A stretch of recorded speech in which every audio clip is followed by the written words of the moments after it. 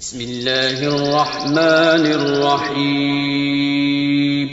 شروع اللہ کا نام لے کر جو بڑا مہربان نہایت رحم والا ہے۔ اے اہل اسلام، اب اللہ اور اس کے رسول کی طرف سے ان مشرکوں سے جن سے تم نے عہد کر رکھا تھا بیزاری اور جنگ کی تیاری ہے۔ سو مشرکو، تم زمین میں 4 مہینے چل پھر لو اور جان رکھو کہ تم اللہ کو عاجز نہ کر سکو گے، اور یہ بھی کہ اللہ کافروں کو رسوا کرنے والا ہے۔ اور حج اکبر کے دن اللہ اور اس کے رسول کی طرف سے لوگوں کو آگاہ کیا جاتا ہے کہ اللہ مشرکوں سے بیزار ہے اور اس کا رسول بھی۔ اب اگر تم توبہ کر لو تو تمہارے حق میں بہتر ہے، اور اگر نہ مانو تو جان رکھو کہ تم اللہ کو ہرا نہیں سکو گے۔ اور اے پیغمبر، کافروں کو دکھ دینے والے عذاب کی خبر سنا دو۔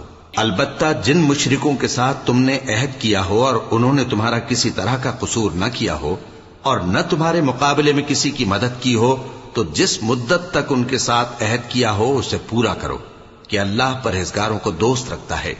پس جب عزت کے مہینے گزر جائیں تو مشرکوں کو جہاں پاؤ قتل کر دو، اور ان کو پکڑ لو اور گھیر لو، اور ہر گھات کی جگہ ان کی طاق میں بیٹھے رہو۔ پھر اگر وہ توبہ کر لیں اور نماز قائم کرنے اور زکوٰۃ دینے لگیں تو ان کا رستہ چھوڑ دو، بے شک اللہ بخشنے والا ہے، مہربان ہے۔ اور اگر کوئی مشرک تم سے پناہ کا خواستگار ہو تو اس کو پناہ دے دو، یہاں تک کہ وہ کلام اللہ کو سننے لگے، پھر اس کو امن کی جگہ واپس پہنچا دو، اس لیے کہ یہ بے خبر لوگ ہیں۔ بھلا مشرکوں کے لیے جنہوں نے عہد توڑ ڈالا، اللہ اور اس کے رسول کے نزدیک عہد کیسے قائم رہ سکتا ہے؟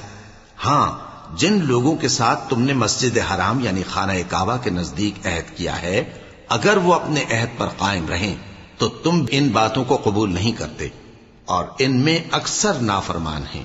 یہ اللہ کی آیتوں کے عوض تھوڑا سا فائدہ حاصل کرتے اور لوگوں کو اللہ کے رستے سے روکتے ہیں۔ کچھ شک نہیں کہ جو کام یہ کرتے ہیں برے ہیں۔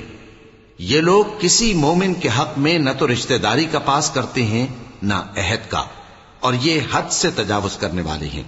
اب اگر یہ توبہ کر لیں اور نماز پڑھنے اور زکوٰۃ دینے لگیں تو دین میں تمہارے بھائی ہیں، اور سمجھنے والے لوگوں کے لیے ہم اپنی آیتیں کھول کھول کر بیان کرتے ہیں۔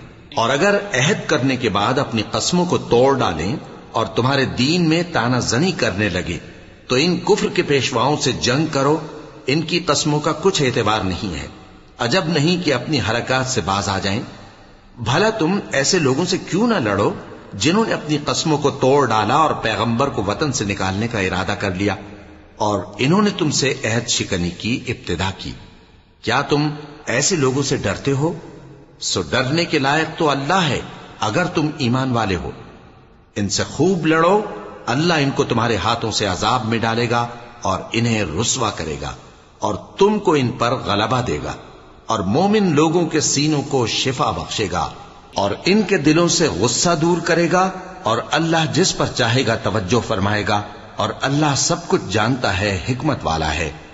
کیا تم لوگ یہ خیال کرتے ہو کہ بے آزمائش چھوڑ دیے جاؤ گے؟ اور ابھی تو اللہ نے تم میں سے ایسے لوگوں کو پرکھا ہی نہیں جنہوں نے جہاد کیا، اور اللہ اور اس کے رسول اور مومنوں کے سوا کسی کو دلی دوست نہیں بنایا، اور اللہ تمہارے سب کاموں سے واقف ہے۔